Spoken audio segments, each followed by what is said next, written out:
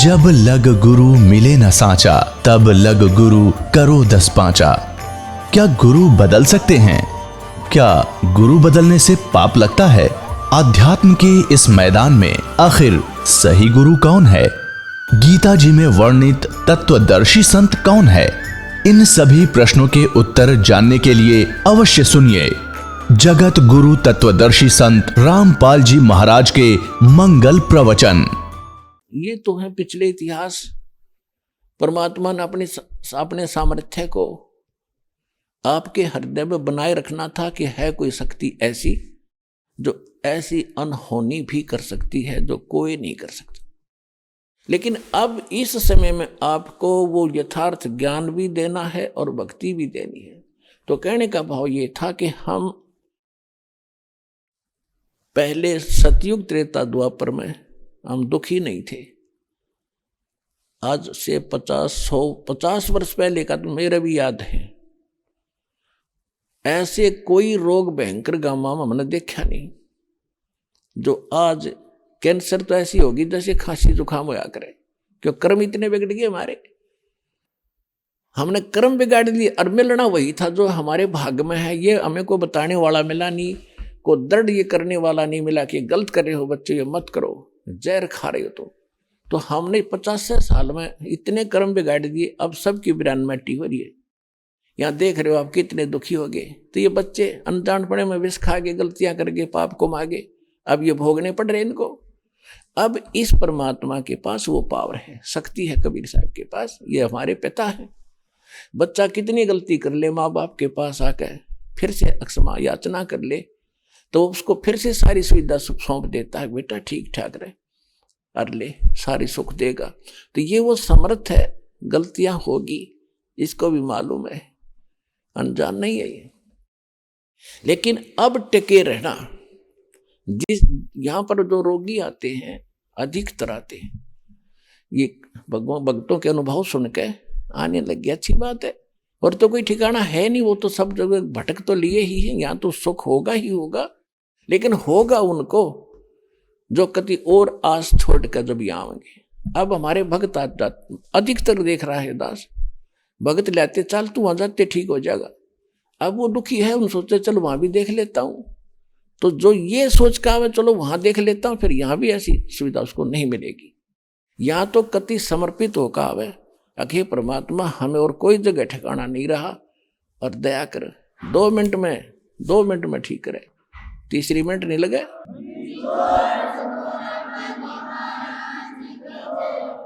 आधे से अधिक लोग ये आते हैं, देख लेते हैं ठीक हो गए तो ठीक है ना, अपनी वो पूजा तो हम करते ही रहेंगे। फिर ऐसा बालक ना है यो भगवान, ये तो सब के सब सर्वज्ञ है, आपके अंतःकरण की भी जानता है। तो यहाँ पर आपने बहुत से देखे होंगे भक्त जिनको इतना सुख हुआ, वो सब जगह थक लिए, हार लिए, ये सोच लिया था कब इसका कोई विकल्प कहीं ठिकाना नहीं और कोई इसका अल्टरनेट नहीं, वो 2 मिनट में ठीक करे जाता है।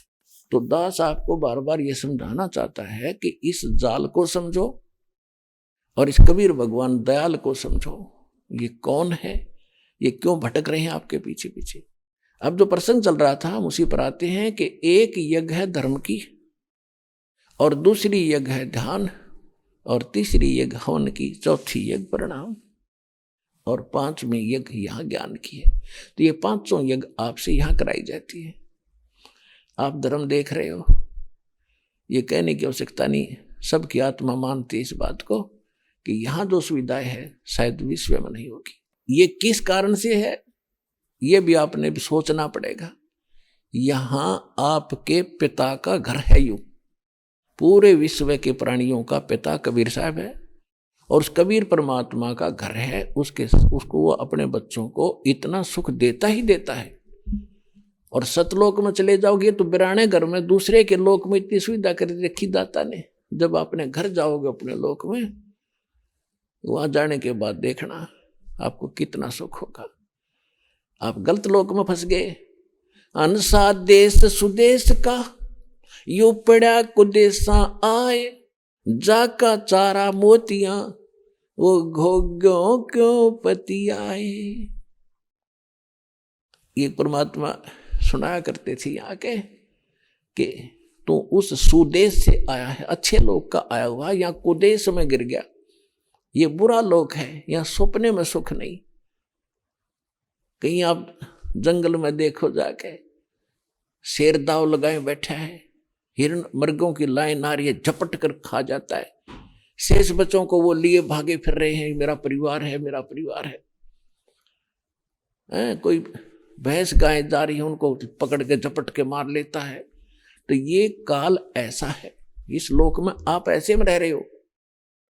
पग पग परियो तग तक मारे, काल अचानक बाणा।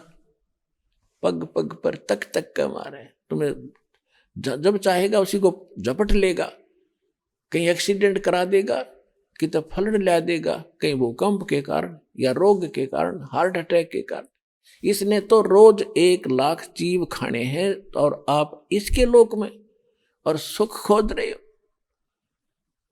क्योंकि आप अभी तक उस लोक से परिचित नहीं थे जो गीता अध्याय नंबर 18 के श्लोक नंबर 62 में कहा है, गीता अध्याय नंबर 15 के श्लोक नंबर 4 में कहा है कि अर्जुन तू सर्वभाव से उस परमेश्वर की शरण में जा।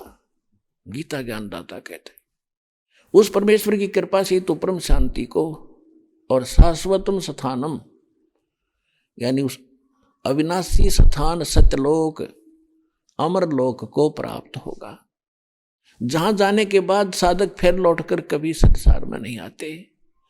और परमात्मा से परिचित ज्ञान से आदरणीय गरीबदास साहिब जी ने कहा है कि सतगुरु मिले तो इच्छा मेटे, पद मिल पदे समान, चल हंसा उस लोक पठाऊं जो आदि अमर अस्थान। 4 मुक्ति जहां चंपी करती माया होरी दासी, दास गरीब अबे पद पर से वो मिले राम अविनाशी। शंखों लहर मेर की उपजे कैर नहीं जा कोई, दास गरीब अचल अविनाशी सुख का सागर सोई। अब यहां तो स्वर्ग चले गए तो वापस गरीबदास जी ने कहा है कि आगे गए ना बावड़े, ये रहते भी सब जाही, बिन साहिब की बंदगी कहीं ठोर ठिकाना नहीं। आज आप यहां पर हो, खूब व्यवस्था है, बढ़िया कोठी कार बेटे बेटी सब सेट हो रहे हो, कल मृत्यु होगी। पुण्य किए हैं स्वर्ग में जाओगे, यहां से हुई चलो चलो उठाओ फूको गाडो, स्वर्ग चले गए। स्वर्ग में अपने पुण्य जितने थे वह मलाई खाई, खत्म हुए पुण्य, चलो नरक में जा डालो। जब नरक का समय पूरा हुआ चलो गधा बनो, गधे का समय पूरा हुआ मृत्यु हुई, चलो कुत्ता बनो, कुत्ते की समय पूरा हुआ चलो फिर सुअर बनो, और फिर कभी मनुष्य बना तो बने तो फिर मनुष्य बनो, फिर मरे फिर चलो, या चलो चलो तो भाई सतलोक आश्रम बरवाड़ा तो मिटेगी। या जितने जल्दी आ जाओगे उतना जल्दी कल्याण होगा।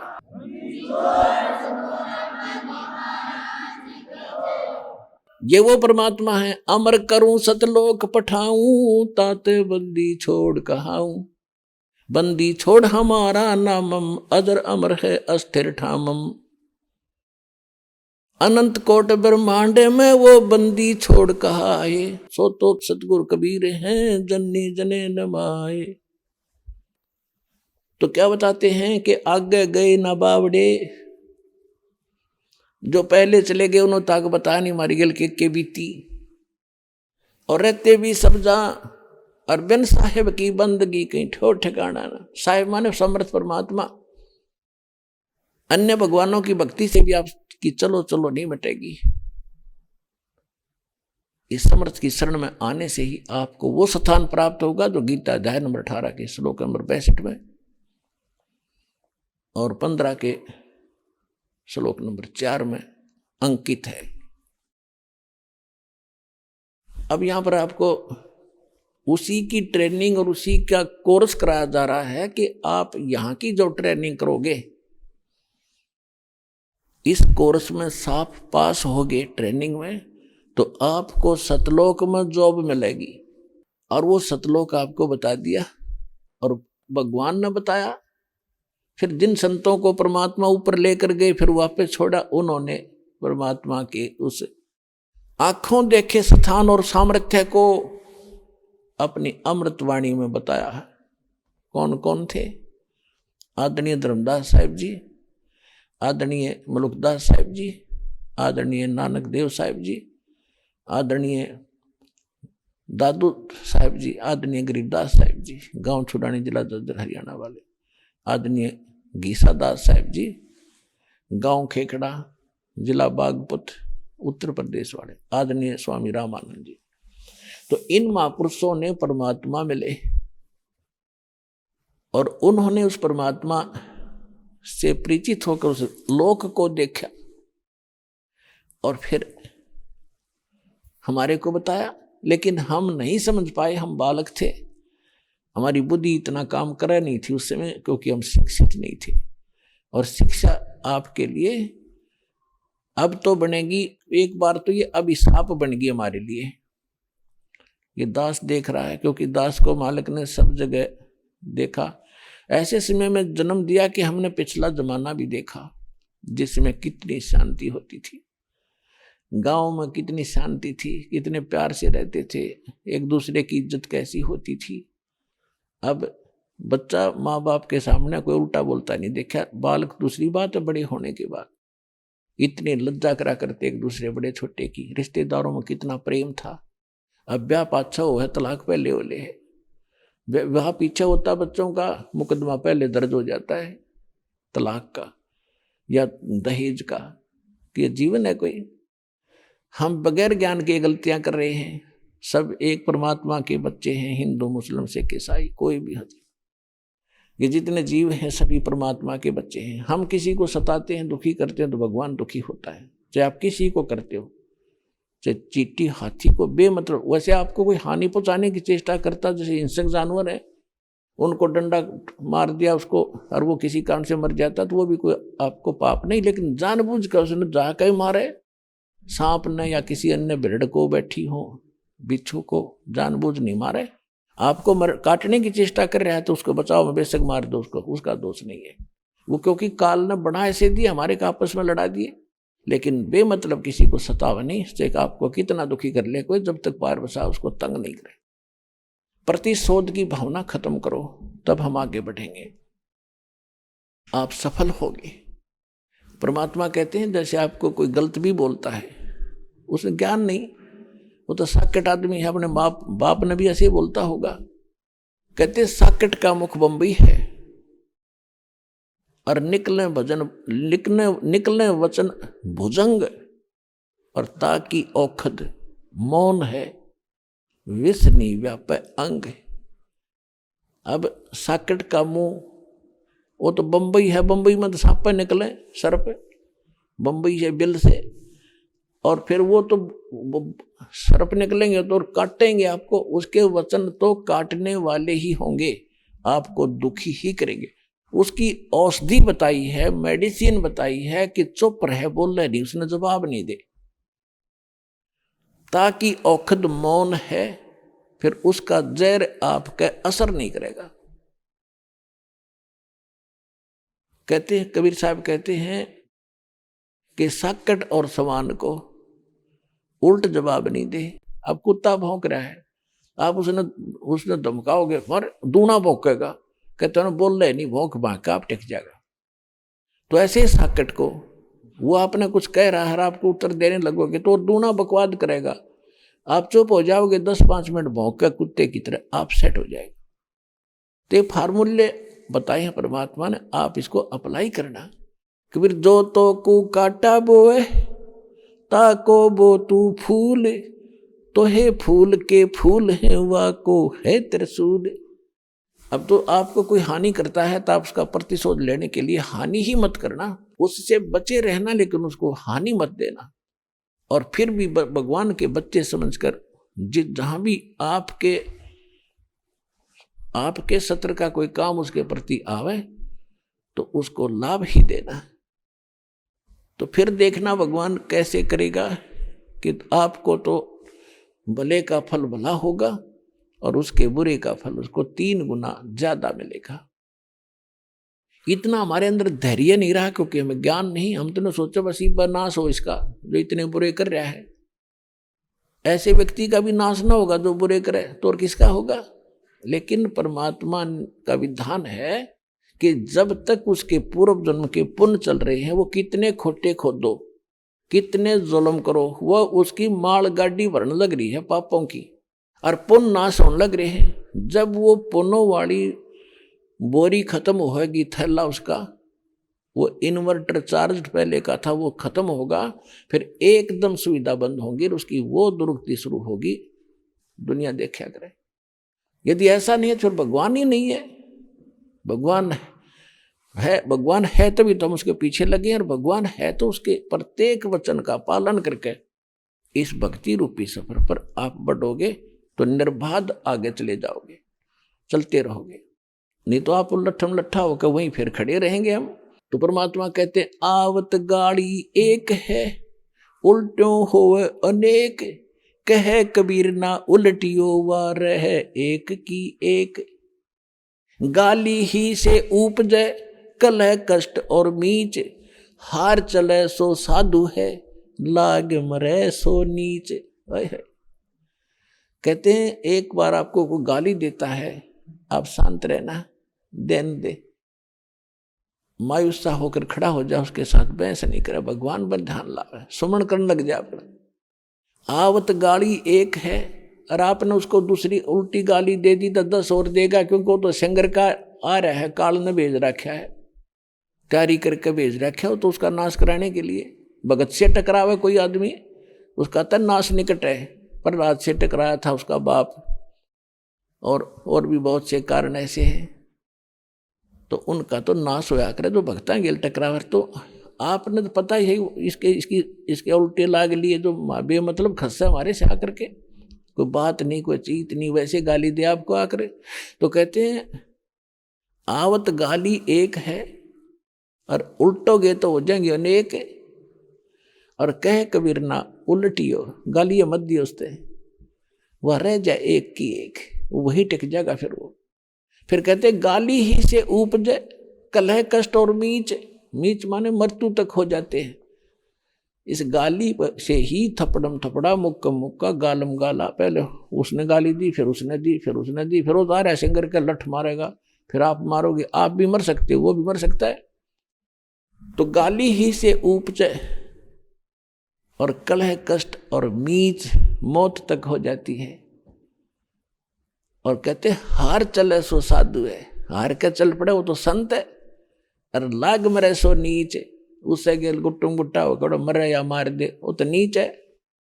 तो पुण्यात्मा हमने कुछ सीखना पड़ेगा मालिक के इन वचनों से, और हम सफल होंगे, तभी सफल होंगे।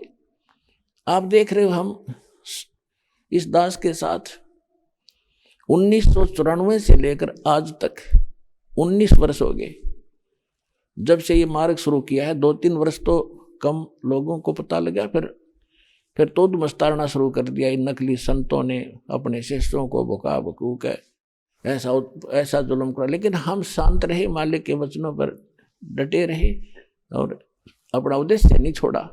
आज हम सफल हुए, वो सारे फेल हो गए, और एक दिन ऐसा ही आपके साथ होगा।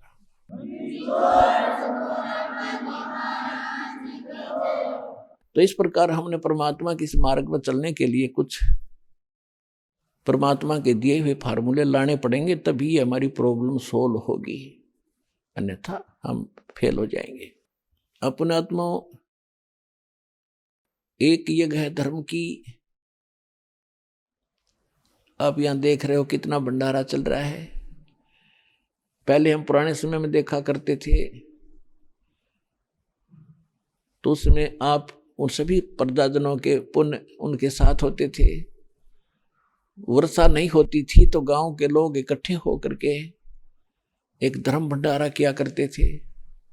उसमें क्या करते थे कि 2-4 क्विंटल 2-3 क्विंटल चावल बनाया करते मीठे, उसमें गुड़ शक्कर गेर के, और फिर सारे बैठ के वहाँ भगवान के नाम पे भंडारा करते थे। बैठकर सारे वहाँ खाते थे, भगवान की चर्चा करते थे। तो कहते हैं वर्षा हो जाया करती। उस एक छोटे से भंडारे से 2 क्विंटल 1 क्विंटल 2 क्विंटल चावल बना के आप पे खानते वर्षा कर दिया करता भगवान, क्योंकि उनके पुण्य ठीक थे। और आज यहां देख रहे हो आप कैसे धर्म हो रहा है, कितने क्विंटल चावल यहाँ पर बनाए जा रहे हैं, और बाकी अन्न धर्म भगवान के दरबार में क्या हो रहा है। तो कहने का भाव ये है कि अब ये जो पुण्य हो रहा है, ये के घाट घालेगा, ये के कसर छोड़ेगा आपके लिए। जो इतना गजबकार विधिवत हो रहा है, शास्त्र अनुकूल हो रहा है, तो ये पुण्य आपके पापों को साथ नाश करेगा। और वो केवल हम जैसे कोई इच्छा करके दान धर्म करते हैं तो उस किए हुए दान का हमने फल यही खत्म कर लिया। कहते बिन इच्छा जो देत है सोए दान कहावे, फल बाँचे नहीं तास का फिर अमरापुर जावे। जैसे आप शुरू पुण्यात्माओं आप यहाँ आते हो, जो दुखी होते हैं वो भक्त सच्चे दिल से जो हमसे जुड़ते हैं, तो उनको परमात्मा आशीर्वाद से लाभ देता है, स्टार्ट करता है उनका, कि ताकि इनकी दृढ़ आस्था बने मेरे में, और काल तक बच के ये मेरे शरण में रहें ताकि इनको सुख दूं। तो यहाँ आने वाले का अपना कोई पुण्य नहीं होता, पुण्य होता तो दुखी ना होता। जब उसकी बैटरी चार्ज होती तो एक आधा पंखा चल रहा होता या बल्ब जल रहा होता, सारे फेल हो लिए, तब तो यहाँ आए हो। सब जगह घूम फिर लिए, वहां भी कोई राहत नहीं मिली, तब यहाँ आए हो। तो यहाँ परमात्मा अपने कृपा से आपको अपने कोटे से लाभ देता है उनको जो सच्चे दिल से आए हैं। और जो न्यू आए हैं, देख लूंगा यू मुझे ले आया फलाना, उनको यहाँ कोई लाभ नहीं होगा।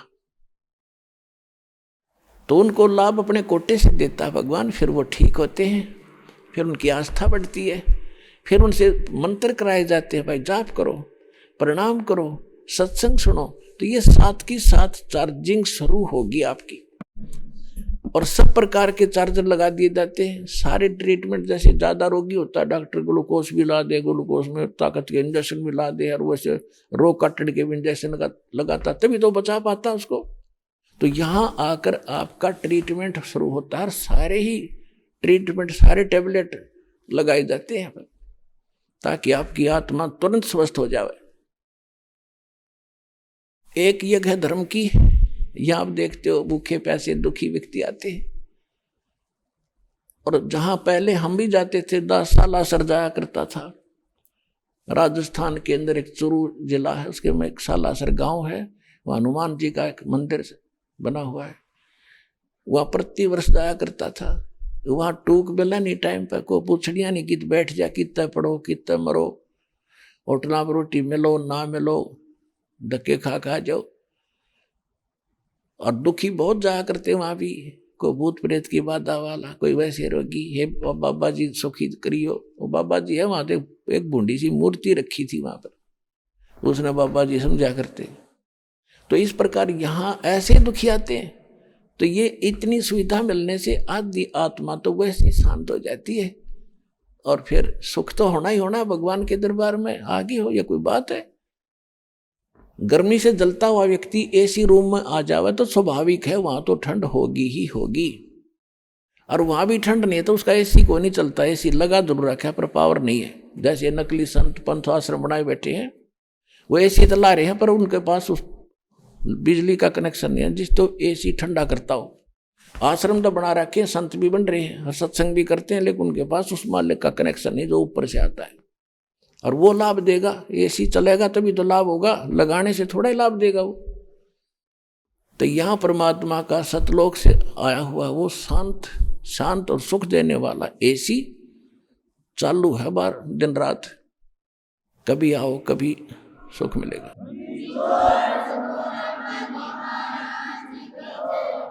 एक यज्ञ है धर्म की और दूसरी यज्ञ है ध्यान। जब आपको यहां बुलाया जाता है, आपको प्रतिबंधित किया हुआ है कि 4 महीने में एक बार अवश्य आना पड़ेगा। देखो पुण्यात्माओं, बच्चा स्कूल जाता है और अध्यापक यदि वो 1 दिन 2 दिन लगातार नहीं आता है तो अध्यापक उनके माता पिता को संदेश भेजता है कि या तो अपने बच्चे को भेज देना, ये फेल हो जाएगा, मेरी जिम्मेवारी नहीं है। और हम एक रोजी रोटी के लिए अपने बच्चों को 18-20 वर्ष तक फ्री छोड़ देते हैं बेटा, और धन भी लगाते हैं, तब वो केवल एक रोजी रोटी ही तक का जुगाड़ कर पावा तो कर पावा, ना भी हो, या सभी जो शिक्षा ग्रहण कर रहे हैं सारे नौकर नहीं लग सकते, और सभी एक जैसा उद्देश्य लेकर पढ़ रहे हैं, और उनको मिलना उनकी किस्मत ही मिलनी है।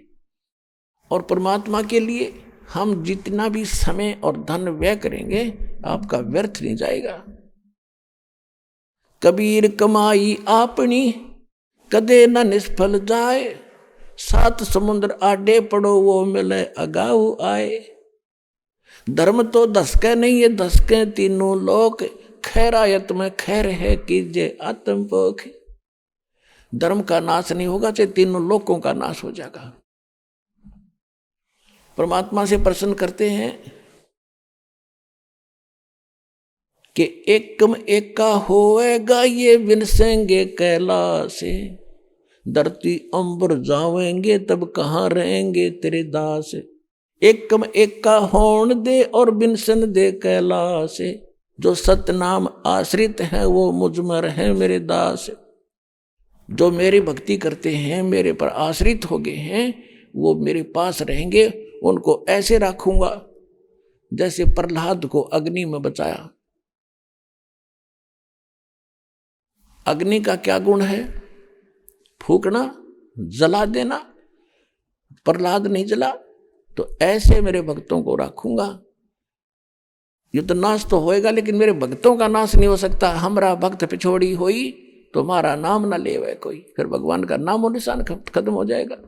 धर्म तो धसके नहीं, धसके माने नाश नहीं होगा धर्म का, और धसको तीनों लोक, खैरायत में खैर है। खैरायत यानी धर्मकरण में खैर है, और कीजिए आत्मपोख, यहां सबसे बड़ा पुण्य है। भक्त आते हैं भगवान के लिए, यहाँ केवल खाने के लिए नहीं आते। ये तो खाना अपना साथ भी बांध के ले जाया करते, हमने खूब देखा, जाते थे हम, और वहीं और कहीं भी खा लेते, लेकिन भगवान मिल जाता। यहाँ खाने के लिए नहीं आते, ये भगवान के लिए आए। और जो परमात्मा के लिए आते उनकी व्यवस्था कर दी जाए, अपने पल्ले से धन ला के, तो कितना पुण्य होगा उन आत्माओं को। तो आप जो दान करते हैं, आप देख रहे हो यहाँ पर कैसे उसका सदुपयोग हो रहा है। दास अपने घर से 2-4 कुर्ते पजामे लेकर आया था, और भगत आप पे दे दे एक आधा कुर्ता पैंट पजामा पैंट की को वो डाल लेता हूं, और बाकी टोटली पैसा परमात्मा का, परमात्मा के बच्चों पे प्रयोग हो रहा है। आप यहां देख रहे हो 5-5 क्विंटल घी का तो हलवा बनता है, सारा देसी यानी अपने देसी घी की यहाँ व्यवस्था लगाया जाता है, और कोई दूसरा ये वनस्पति घी का हम यहाँ प्रयोग नहीं करते, क्योंकि उसमें बहुत ज्यादा मिलावट बनी हुई होती है। और मैं अपने मुख से कोई यहाँ की व्यवस्था की प्रशंसा नहीं करूंगा, क्योंकि आपसे कोई छुपा नहीं है। और दूसरी बात यह है कि हम यहाँ हवन करते हैं, आपसे पाठ कराए जाते हैं, कहते हैं बिन इच्छा जो देत है सो दान कहावे। अपने आत्मा जैसे आप पहले तो अपने कोटे से भगवान आपको सुख देगा, कुछ दिन आपको कहेंगे बेटा भक्ति कर, भजन कर, डट के विश्वास रख। यदि आप भजन करते हो विश्वास करके, तो आपको उसी दिन वो 4 दिन शुरू कर देगा काम, आपको बहुत से लाभ शुरू हो जाएंगे। और फिर भी 1-2 महीना आप ये सुमन कर रहे हो, फिर भी लाभ नहीं हो रहा, पता होता है दास को कि ये भक्ति ढंग से नहीं कर पा रहा। फिर उसको कहा जाता है बेटा एक ज्योति करा। ज्योति यानी हवन यज्ञ। धर्म तो वो करते ही आप आते हो, धर्म यज्ञ में थोड़ा बहुत दान कर दिया, कुछ 10 रुपये 100 रुपये डालते ही हो, ताकि ये स्वाभाविक है आपका, वैसे भी आपका पहले से स्वभाव है धर्मकरण का। तो उससे क्या होता है कि उसको उसका फल आपको तुरंत मिल जाता है। फिर कई कहते हैं जी मैं ऐसे ऐसे एक पाठ कराऊंगा, मेरा लड़का हो गया, लड़का हो जाता है, या मेरा फलाना काम हो जाए तो एक पाठ करा दूंगा, संकल्प कर लिया, और आपने वो काम भी हो गया, आपने पाठ करा दिया, तो वो बराबर हो गया।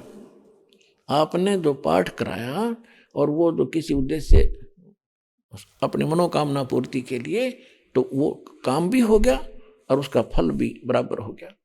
बिन इच्छा जो देत है सोए दान कहावे, फल बाँचे नीतास का फिर अमरापुर जावे।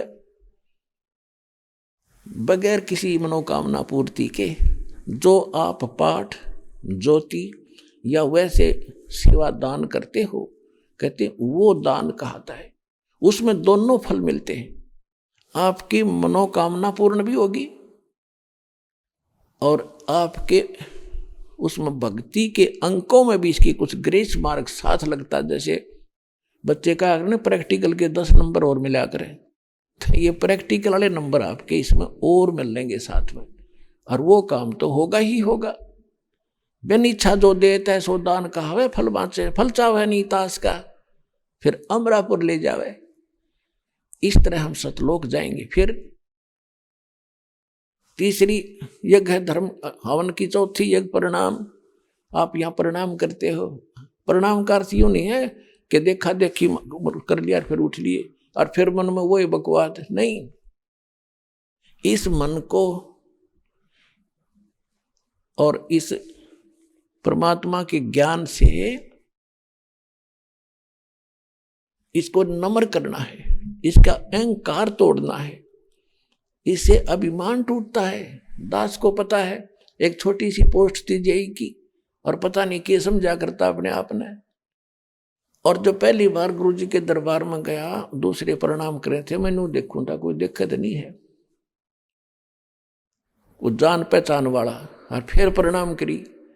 इतना अभिमान था, बेइज्जती होगी।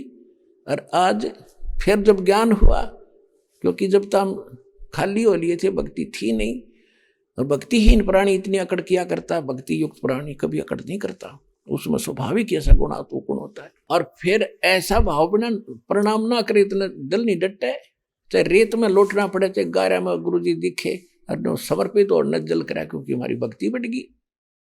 जैसे आप देखते हो सरसों बोते हैं, सरसों बोते हैं, उसका फली आती है प्रारंभ में, तो उसमें कोई दाने नहीं होते, यानी वो कीमती वस्तु नहीं उसके अंदर, इसलिए वो न्यू खड़ी है उसकी सारी फली। और जो जो वो दाने बढ़ते जाएंगे, परिपक्व होते जाएंगे, इतने झुक जाएगी न्यू और धरती पर टिकने न छूने को हो जाएगी, क्योंकि अब उसमें कीमती वस्तु विद्यमान है, उसमें वो धन आ गया। तो इसी प्रकार जिस व्यक्ति में भक्ति बढ़ती चली जाएगी, वो सरसों की तरह उसमें भक्ति धन इतना जोर देगा कि वो धरती में टिका के रखेगा, टिकन न हो जाएगा। यानी प्रणाम तक करूँ और चाहे रेत में लौट जाए दाता के लिए, इस माटी का के बनेगा, या कल फूक दी जाएगी, इसको ऊपर गधे लौटेंगे, कुत्ते लौट मारा करेंगे। क्या खा के इस मिट्टी का अभिमान करते हो हम? इतना बेहुदा, ये मन इतना बेहुदा हो गया। अब इस ज्ञान से इसमें नम्रता आवेगी, और नम्रता आवेगी तो भगवान निकट रहेगा आपके। अभिमान परमात्मा को कति पसंद नहीं, और हम उसको ज्यादा लिए फिर रहे थे, तो ये विष निकाला जाएगा अभिमान वाला इस परिणाम से। कहते जय गोपाल दंडवत करो, पैरों पड़ प्रणाम, पर दुआ करो दिल पाक से, वो असली सलाम। जय गोपाल दंडवत कर, जैसे जय गोपाल बोला करते पहले हुए, उनको समझा रहे हैं भगवान। और दंडवत पैरा पड़ प्रणाम, लेकिन दुआ करो दिल पाक से। जब प्रणाम करो हृदय से करो, देखा देखी करने का कोई लाभ नहीं। हृदय से करो, अपना परमात्मा का नियम मान कर करो। और प्रणाम करते हो, दंडवत किस लिए करते हैं? माटी हो लिया दाता आपका दास, अब कोई ब्योंत नहीं रहा मेरा नाड़ उठान का। और बाहर जाते फिर के बढ़ रहा, तू आ जा खाक प्रणाम करके गया, फिर तू है मूर्ख कहीं का। अपने आत्मा अभी तक हमने गुरु गलत मिलते रहे, वो ऐसे मिल गए जैसे किसी ने तो एक पहिया दे दिया मोटर गाड़ी का, कार का व्हील, अगले इसने घुमा ले, या गाड़ी है, उन्हें पकड़ कर घुमाता जा रहा, हट जाओ गाड़ी आएगी, आप पे चला रहा, आप पे धका रहा उन्हें। और किसी ने स्टीयरिंग दे दिया, वो काट कर छल्ला को ले ये गाड़ी ओली है, फिर हट जा, गाड़ी आएगी। तो इस प्रकार किसी ने कुछ पकड़, तो ये जो साधनाएं अभी तक हमसे जैसे कोई हवन ही करते फिरते हैं, ये खास कर देखे यार, ये समाज के आचार्य हैं, जाके कितना बाढ़ का भट्ट अन्यों का हवन कराएंगे, आज थारे हवन कराएंगे, स्वाहा स्वाहा कर कर चल, बाकी बस हो गया काम। ये तो एक न सोच लो स्टीयरिंग लिए फिर रहे हैं, स्टीयरिंग। तो ये सारा मिलाकर ही क्रियाएं करनी पड़ेंगी, तभी हम मोक्ष होगा। फिर भी जो जितना करा उसका लाभ मिलेगा उसको, क्योंकि ये विधान है परमात्मा का, लेकिन मोक्ष तो नहीं हुआ उसका। अब जैसे अजाजील नाम का एक भगत था, गुरु जी ने बता दी भाई प्रणाम करा कर बेटा, इस प्रणाम करने से आधिनी के साथ साथ पुण्य भी संग्रहित होते हैं। आदिनी तो आनी चाहिए, आदिनी को नाश करने के लिए तो करते, लेकिन परमात्मा के लिए की जाने वाली क्रिया से साथ में हमारे पुण्य भी लगते हैं। ये एक यज्ञ का फल भी मिलता है, प्रणाम एक यज्ञ है। और जब हमने अहंकार नहीं खत्म किया तो वो यज्ञ का फल तो मिल जाएगा, लेकिन मोक्ष फल फिर भी रह जाएगा, अहंकार में मोक्ष नहीं हो सकता। तो वो जो परिणाम उसने कहते हैं 11 अरब परिणाम किए, 11 अरब, लंबी आयु होती थी लाख लाख वर्ष की, तो 11 अरब परिणाम किए दंडोत। उसके कारण उसके अंदर इतने भक्ति यानी वो पुण्य इकट्ठे हो गए, वो विष्णु लोक में गए। वैसे तो पुण्यात्मा सारा खेल परमात्मा कबीर जी का है, सारी लीला उसकी है, वही खुद करते हैं। वो 1 मिनट में पता नहीं कहाँ कैसी रचना रच ले। जैसे आपको कल बताया था सत्संग में कि वीरदेव सिंह बघेल नाम का एक बादशाह था, वो शिकार खेलन गया था, उनको बहुत दूर निकल गए, कुछ जल मिला नहीं, आहार मिला नहीं, सेना सारी साथ, और भूखा मरे प्यासा 5 मिनट में मर जाता। परमात्मा ने पहाड़ के ऊपर इतना गजब का सरोवर बना दिया और वहाँ फल फूलों से भरे पूरे बाग लगा दिया, और सारे खाया पिया नहाए धोए, तोड़ कर भी चल पड़े। मुड़कर देखा वहाँ ना कुछ, ना सरोवर था ना वो बाग था, टक्कर मारी उसने परमात्मा के चरणों में। तो ये ऐसे भगवान है। तो ऐसे ही उस मालिक ने लीला तो खुद ही करते हैं, सभी भगत उसी के हैं, उसके बच्चे उसी के हैं। तो क्या किया परमात्मा ने, लेकिन ये कुछ पौराणिक कथा है, हम उसी तरह बताएंगे तो आपका जल्दी समझ में आएगा। तो ये विष्णु जी के लोक में पहुंच गया। ये परमात्मा स्वयं ही अपनी अलग व्यवस्था करके उसको समझाने की चेष्टा करते हैं, और वही सब का फल देते हैं। गीता अध्याय नंबर 15 के श्लोक नंबर 17 में स्पष्ट किया है कि उत्तम पुरुष तु अन्य परमात्मा इति उदाहरत है, यह लोक त्रय में अविषय विभर्ति अवैश्वर है। वो सब का धारण पोषण वही करता, सबको संभालता वही है। जैसे नरसिंह रूप धार कर स्वयं परमात्मा आए थे, और बाद में विष्णु जी का रूप दिखा दिया, प्रहलाद राज्य हो गया क्योंकि वो भगत उसका था। अब ये है सोशल सिद्धर मैं करूं अपने धन के काज, ताकि भक्ति में आस्था इनकी बनी रहे। तो आज तक ये विष्णु विष्णु करके कम से कम भक्ति तो करते रहे। जब प्रहलाद मारा जाता तो राम नाम में लेने नहीं पाओ किसी उस मालिक का। तो इस आज के इस प्राइम टाइम के लिए भगवान या भक्ति बचा के लाए, आपकी आस्था बनी रही। अरे भी ये विज्ञान ये शिक्षा इसलिए ना दी थी भगवान ने कि नास्तिक हो जाएंगे मेरे बच्चे। अब आप देख रहे हो, उन दास देख रहा है, हम थोड़े ही दिनों के बाद यानी 1960 के बाद हम समझन योग्य हुए, 9 साल के हो गए थे। उसके बाद हम देखते हैं कि लोग नास्तिक हो रहे हैं। कहाँ रखा, किसने देखा भगवान? विज्ञान कहाँ तक पहुंच गई। तुम एक दिन दास, एक हमारा भक्त है पूना के अंदर, वहां से आ रही थी मेरे साथ एक और भक्त था, जहाज के द्वारा। हम जहाज में बैठे, तीन की सीट थी, वह एक और आगे बैठ गया यंग सा लड़का। जहाज जब चला तो हम अपना मंगलाचरण करते हैं, जैसे घर से निकलते हैं या गाड़ी में बैठकर गाड़ी चलने लगती है तो सभी मंगलाचरण करते हैं। हम अपना मन में मंगलाचरण करने लगे। तो जब हमने वो पूरा कर लिया तब वो कहता है, आप क्या कर रहे थे? भगवान से अर्जी कर रहे थे, हमारी मंगल कामना कर रहे थे। हम नहीं बोले कुछ भी, मैं कहने दे भी बोल लेंगे जी, पता नहीं क्या कह दे बालक है। अरे वाह भाई वाह, आज के युग में चांद पर चंद्रमा पर जा लिए हैं लोग, और तुम अभी भगवान को ही मान रहे हो। हम नहीं बोले साकेट का मुख बम्बई है, निकलना वचन भुजंग, ताकि वो खुद मौन रहे वैसे नहीं व्याप पाएंगे। क्यों? एक तो जवानी और फिर यह विज्ञानी, दो दोष उसमें। तो इस प्रकार हम ये नास्तिक बना दिए इसने, और भगवान इसलिए इस विष को हमारे निकट नहीं आने दिया 4 युग तक। अब ये आया है तो अब इसका समाधान साच करेगा, ना तो नाश हो जाता। अब 30-40 साल के अंदर आप कितना जुल्म हो गया। इस दास ने 1977 में सर्विस ज्वाइन करी थी। उस समय महकमों में ये कहा करते थे कि पूरे एक महकमे के अंदर, जैसे सिंचाई विभाग में, कि फलाना अफसर, फलाना एससी सुपरिटेंडिंग इंजीनियर रिश्वत लेता है और कोई नहीं लेता। और 1995 में दास ने सर्विस छोड़ी थी। उस समय ये कहने को रह गया था कि वो एक एससी रिश्वत नहीं लेता, बाकी सारे लेते। बताओ कहां तक बिजली गिरगी। इस शिक्षा ने हमारी डिमांड बढ़ा दी, कोठी बनाएंगे, कार लाएंगे, बच्चों को अच्छी शिक्षा देंगे, उनको यो कर देंगे। जो काम करने का था भले आदमी वो कर लो। अब इसमें ये सुविधा क्यों दी? अकाल क्यों नहीं गिर रहे?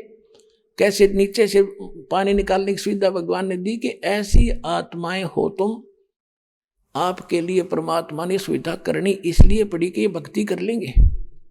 अब जैसे हमने देखा हमारी माता चाकी पीछा कर का कीता ही सारी लायक के आटा 2 घंटे में जाके 2 किलो गेहूं पीछा करते और 2 घंटे लगी रहती। फिर चारा काटा करते पशुओं का, ऐसे हाथ से मशीन चला चला कर, और मुश्किल से 2 घंटे में जाके 4 पशुओं का चारा मुश्किल से होता था।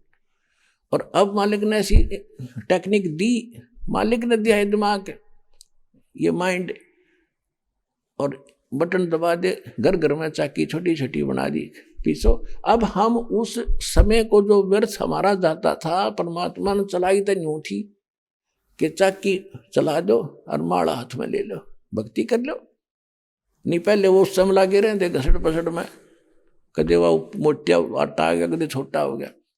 तो ऐसे ही परमात्मा ने सुविधाएं जो आपको दी है। पहले हमने देखा गेहूं निकाला करते थे फसल काट के, 1-1 महीने में 50-100 मन गेहूं मुश्किल से सेट होया करते। ऊपर पशु घुमाए जाते, 1 एकड़ का झाड़ का छड़ा काट के पीछे बांध लेते, उसमें घुसाए जाते। हमने खुद कर रखे वो काम, हमारे पैर कट जाया करते थे उसमें घूमते घूमते। जब जाके कि तो गेहूं निकला करते, अरे 2 घंटे में काट लिया 100 क्विंटल गेहूं ने। तो वो समय जो बच गया कहाँ प्रयोग कर रहे हैं? राजनीति के गप्पे मार के, या कि तो टीवी पर आंख पाने देखे रहेंगे, बकवास सुनेंगे, या कि तो ताश खेल लेंगे। तो अब उस समय का सदुपयोग करना आपने, जो भगवान ने आपको ये अच्छी सुविधाएं दी है, ये इसलिए दी है कि मेरे बच्चे भी मालिक बचेंगे। और हमने टेंशन बढ़ा ली गणी, भजन करने के लिए टेंशन कम होनी चाहिए, तो हमने परंपराएं बढ़ा दी, थोड़ी सी सुविधा होगी। फिर ब्याह शादी में और बच्चा होने पर जलवा पूजे, कुआ पूजे, जो पूजन की चीज थी वो तो पूजते नहीं, कुआ पर माथा मारने जाए बता। तो इस प्रकार ये कहने का भाव ये है कि इस शिक्षा ने हमें कहां से कहां जा छोड़ा। अब जो मालिक ने आपको आवश्यक थी वो चीज दे दी, आपको जरूरत थी इलेक्ट्रॉनिक मीडिया की, घर बैठे आप अपना भगवान का सत्संग सुन सकते हैं। आपको आवश्यकता थी मोबाइल फोन की, चिप डालो, इसमें मेमोरी कार्ड डालो और मालिक की आरती शुरू करो, मंत्र कर लो, कभी प्रवचन सत्संग सुन लो। यानी सारा दिन इस माइंड को ब्यूजी रखे ना, ये तो भूत है ही मन। एक बाबा जी था, उसने अपने चेले को एक विद्या सिखा दी और उसने कहा बेटा मेरी अब्सेंस में इस विद्या को प्रयोग मत करना। वो कहने लगा ठीक है गुरुजी। एक दिन गुरुजी कहीं चले गए, उसने सोचा गुरुजी ने जो विद्या बताई है उसने देखते लूं वह कारगर भी है कि नहीं। उसने बाद में वह प्रयोग कर ली, तो उसके सामने एक जंद प्रकट हो गया, भूत जंद। और वो कहने लगा बोलो जी आदेश दो मुझको, और एक मेरी बात सुन लो, मेरी मर्यादा है कि या तो मुझे काम बताते रहना, अन्यथा मैं तुझे मारूंगा। फिर मैं उलगा हुआ मैं बेला हुआ, काम से फुर्सत मिलते ही मुझे काम नहीं मिला तो तन्ने मारूंगा। अब वो डर गया, उसने कहा कि आटा ला। वो गया, 2 मिनट में आटा ला कर रख दिया। फिर कहा पानी भर दे, वो पानी ले आया। फिर कहा सफाई कर दे, सफाई कर दी। कपड़े धो दे, कपड़े धो दिए। अब उसने सोचा भाई भी वो मारेगा ही, के काम बताऊं, कर दिया ना फटाफट। इतने में गुरुजी आ गए और देखा गुरुजी भाग के पैरों में गिर गया। गुरुजी मुझे बताओ बताओ क्या हो गया? कि ये जंत मेरा पीछा पड़ दिया, कि तेने वो विद्या प्रयोग कर ली? हाँ जी, गलती बन गई। चलो भाई, करते दी इतने गलती पर एक काम करे। इसने यूं कह दिया कि एक बांस लावे लंबा। ने बोला बांस ला। वो बोले आया, बांस फट गई। तो गुरुजी बोले इसको कह दे इसमें जमीन में गाड़ दे सीधा। उन्होंने गाड़ दिया, बाकी ऊपर नीचे थोड़ा 2-4 फुट नीचे गाड़ दिया। फिर अब इसको कह दे इस पर चढ़े जा उतरे जा। जब मुझे जरूरत होगी तो बुला लूंगा।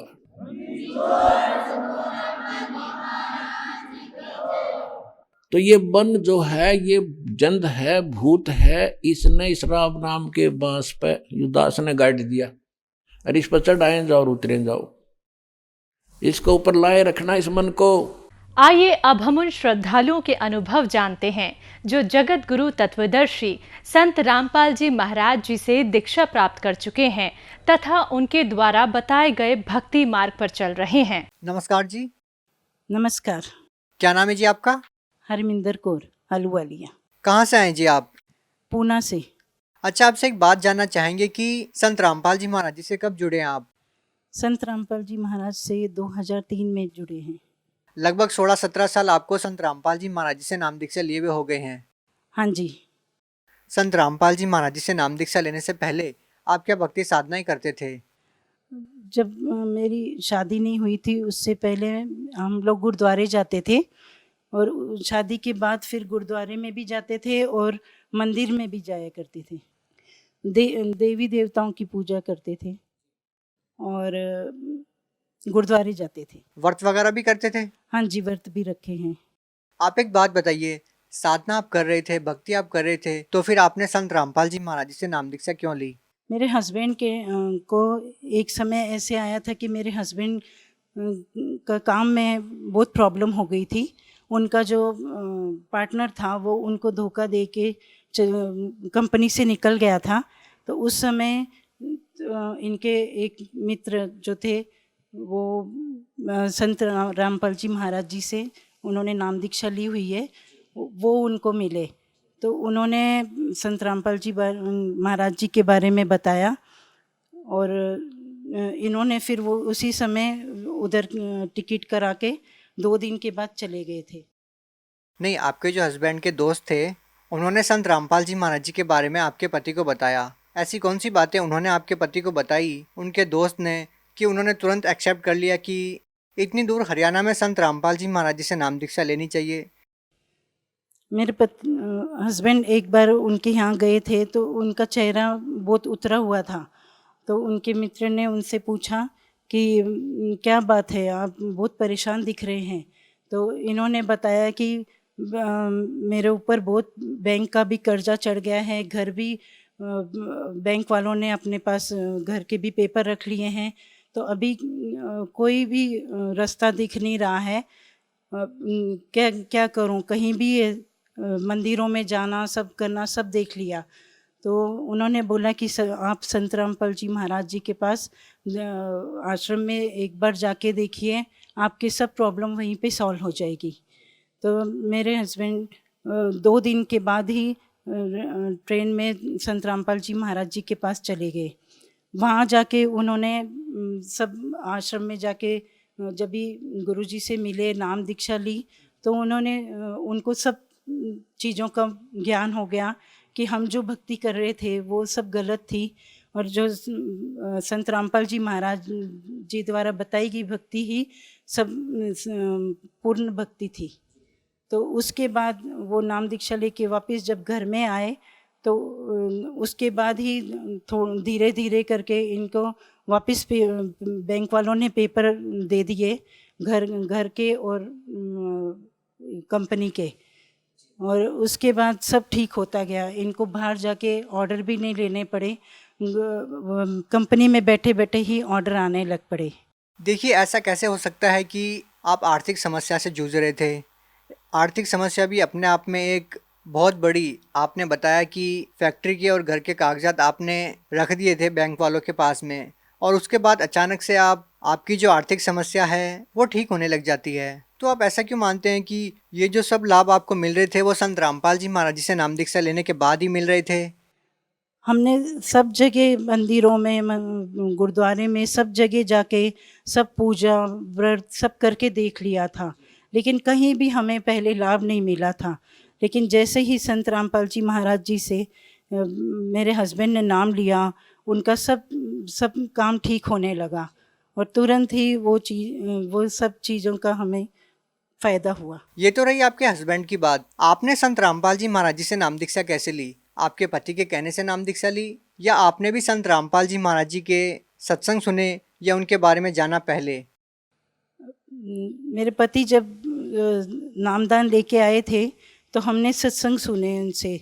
तो सत्संग सुनने के बाद ही हम लोगों ने, मेरे बच्चों ने, मैंने और मेरी सास है जो, वो उन्होंने, सबने, हमने बोला कि हमने भी नामदान लेना है संत रामपाल जी महाराज जी से। फिर गुरुजी संत रामपाल जी महाराज जनवरी में 2003 में पूना आए थे, तो वहीं पे हमें नामदान संत रामपाल जी महाराज जी ने दिया। हम आपसे जानना चाहेंगे कि संत रामपाल जी महाराज जी के जितने भी श्रद्धालु हैं, जब हम उनसे बातचीत करते हैं तो वो बताते हैं कि संत रामपाल जी महाराज जी से नाम दीक्षा लेने के बाद शारीरिक जो कष्ट होते हैं, आर्थिक लाभ, सब कुछ होता है। आर्थिक लाभ के बारे में आपने बताया कि आपको संत रामपाल जी महाराज जी से नाम दीक्षा लेने के बाद कोई शारीरिक लाभ भी मिला? हाँ जी, शारीरिक लाभ बहुत मिले हैं मुझे। संत रामपाल जी महाराज जी से मिलने से पहले अस्थमा के अटैक आते थे। अस्थमा के इतने ज़बरदस्त अटैक होते थे कि मुझे बहुत सांस की आवाज़ दूर दूर तक आती थी, उसकी आवाज़ तीसरे कमरे में जाती थी। तो संत रामपाल जी महाराज जी से जब नामदान लिया, तभी उसके बाद मेरा अस्थमा बिल्कुल पूरी तरह से ख़त्म हो गया। और इसके अलावा नामदान लेने के 3 महीने बाद मुझे पेट में एक बार बहुत ज़ोर से दर्द उठा। मुझे डॉक्टर के पास जहांगीर हॉस्पिटल में ले गए थे। वहाँ पे डॉक्टर ने इंजेक्शन वगैरह दिए, उनकी समझ में भी नहीं आ रहा था कि क्या प्रॉब्लम है। 4 दिनों तक उन्होंने दवाई वगैरह की, एडमिट रखा। उसके बाद उन्होंने सीटी स्कैन किया। सीटी स्कैन में एक पेट के अंदर एक गांठ बताई थी डॉक्टर ने, और बोल रहे थे ये 100% कैंसर है। डॉक्टर ने जब मेरे हस्बैंड को बताया कि आपके पत्नी को कैंसर है, तो उनके पैरों के तले ज़मीन खिसक गई। उन्होंने बोला अब क्या करें, क्योंकि उनको बच्चे भी छोटे छोटे थे, तो उनकी समझ में नहीं आ रहा था अब क्या होगा। फिर उन्होंने बोला कि चलो संत रामपाल जी महाराज जी से प्रार्थना लगाएं, उनसे बात करके पता करें कि कैसे सब ठीक होगा। तो उन्होंने प्रार्थना लगाई। प्रार्थना लगाने के बाद उनको गुरु संत रामपाल जी महाराज जी ने बोला कि परमात्मा सब ठीक करेंगे, परमात्मा दया करेंगे, अब भक्ति करो। उसके बाद फिर जब भी वापस से लीवर से पानी लिया डॉक्टर ने और टेस्ट के लिए भेजा, तो उस दिन पूरी रिपोर्ट ठीक आई है। संत रामपाल जी महाराज जी की वजह से ही मेरा कैंसर ठीक हो गया था। संत रामपाल जी महाराज से नाम दीक्षा लेने के बाद आपको और क्या लाभ मिले? मेरे दोनों बेटों को एक अजीब सी बीमारी हो गई थी जिसका नाम नागिन बोलते हैं, तो वो दोनों को हो गया था। लेकिन परमात्मा, संत रामपाल जी महाराज जी से प्रार्थना लगाई तो उन्होंने बोला परमात्मा सब ठीक करेंगे, और उसके बाद उनके वहीं पे वो प्रॉब्लम सॉल्व हो गई, नागिन वहीं पे रुक गई। परमात्मा की दया से दोनों बहुएं मेरी बेटियां बन के घर में आई हैं। तो वो हमारे घर में, जैसे परमात्मा ने हमें आशीर्वाद दिया था कि आपका घर मिनी सतलोक परमात्मा ने बना दिया है, तो वैसे ही आज मिनी सतलोक घर में बना हुआ है। और क्या लाभ मिले आपको? मुझे एंजाइटी की प्रॉब्लम थी। मुझे इतनी घबराहट हो जाती थी कि मेरी हार्ट बीट बहुत तेज़ हो जाती थी। इससे मुझे मेरे हस्बैंड हॉस्पिटल में ले जाते थे। उधर डॉक्टर मुझे 4-5 दिनों तक हॉस्पिटल में एडमिट करके रखते थे ऑक्सीजन लगा के। तो उन्हें भी बीमारी का कुछ पता नहीं चलता था। फिर संत रामपाल जी महाराज जी से प्रार्थना लगाई तो उन्होंने बोला जो कर्म है, खराब कर्म है वो कट जाएंगे। धीरे धीरे मेरा ये प्रॉब्लम पूरा परमात्मा ने ठीक कर दिया। एक समय ऐसा था कि हमारे घर में खाने के लिए भी प्रॉब्लम हो गई थी, बच्चों की फ़ीस के लिए भी पैसे नहीं थे और हम ऐसे कि सड़क पे आ गए थे। इतनी बुरी हालत हो गई थी, बिल्कुल सड़क के ऊपर आ गए थे। और उसके बाद संत रामपाल जी महाराज जी से नाम दीक्षा ली। उसके बाद सब ठीक होता गया। 2 फैक्ट्रियां बन गई हैं अभी और दो गाड़ियां हैं। परमात्मा की दया से अभी खुद का मकान भी बन गया है। अब संत रामपाल जी महाराज जी से इतनी प्रार्थना करते हैं कि हमें धन नहीं, सिर्फ भक्ति चाहिए, मोक्ष चाहिए। जी, ये तो रही शारीरिक लाभ की बात। आर्थिक लाभ आपने पहले ही बता दिया था कि संत रामपाल जी महाराज जी से जैसे ही आपने नाम दीक्षा ली आपको काफ़ी सारे लाभ मिले। हम आपसे ये जानना चाहेंगे कि संत रामपाल जी महाराज जी का सामाजिक उत्थान में क्या योगदान है? संत रामपाल जी महाराज जी का समाज में योगदान बहुत बड़ा रहा है। वो बेटियों की जो शादी है उनके लिए माँ बाप को अभी चिंता कोई करने की ज़रूरत नहीं है। संत रामपाल जी महाराज की दया से मेरे दोनों बेटों की शादी वो बिना दहेज के एक भी पैसा लिए बगैर अच्छे से हो गई है। देखो ऐसा है ना, बगैर दहेज के बहुत सारी शादियां हो जाती है, लेकिन बेटियों के साथ बाद में बहुत ज़्यादा प्रॉब्लम हो जाती है और फिर परिवार वाले दहेज मांगने लग जाते हैं और फिर वही परिस्थिति आके खड़ी हो जाती है। हम आपसे ये जानना चाहेंगे, क्योंकि बहुत सारे लोग ऐसे हैं जो इस बात को लेके आश्वस्त नहीं हैं। उनका मानना है कि बाद में बेटियों के साथ समस्या होती है। हम आपसे ये पूछना चाह रहे हैं, आपके जो बच्चों की शादी हुई है उनकी शादी को कितना साल हो गया है? बड़ी वाली जो बहू है उसको 10 साल हो गए हैं और छोटी वाली को 5 साल हो गए। तो अभी तक आपके जो बच्चों की शादियां हुई हैं आपने किसी भी तरह की दहेज की मांग नहीं की है? नहीं, उनसे एक भी पैसा दहेज में नहीं लिया है। ये प्रेरणा कहाँ से मिलती है आप लोगों को? संत रामपाल जी महाराज जी की दया से वो प्रेरणा मिली है, क्योंकि उन्होंने जो दहेज प्रथा को ख़त्म करने का जो प्रयास किया है उनको देखकर हमें ये प्रेरणा मिली है उनसे कि दहेज लेना बहुत गलत बात है। संत रामपाल जी महाराज जी ने नशा जो उसके मैं यही कहना चाहती हूँ कि मेरे देखा था कि मेरे पिता करते थे तो मैं हमेशा थी कि मेरा हस्बैंड जो होगा तो नहीं करने वाला चाहिए मुझे। कोई मैं भगवान से प्रार्थना, और मुझे जो मेरे शुरू से ही ड्रिंक नहीं करते थे। समाज को चाहते हैं?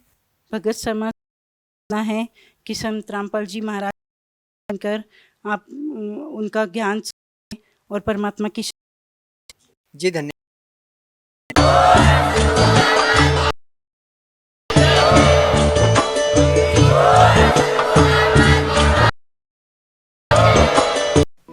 आप सुन रहे थे संत रामपाल जी महाराज के मंगल प्रवचन। अधिक जानकारी के लिए संपर्क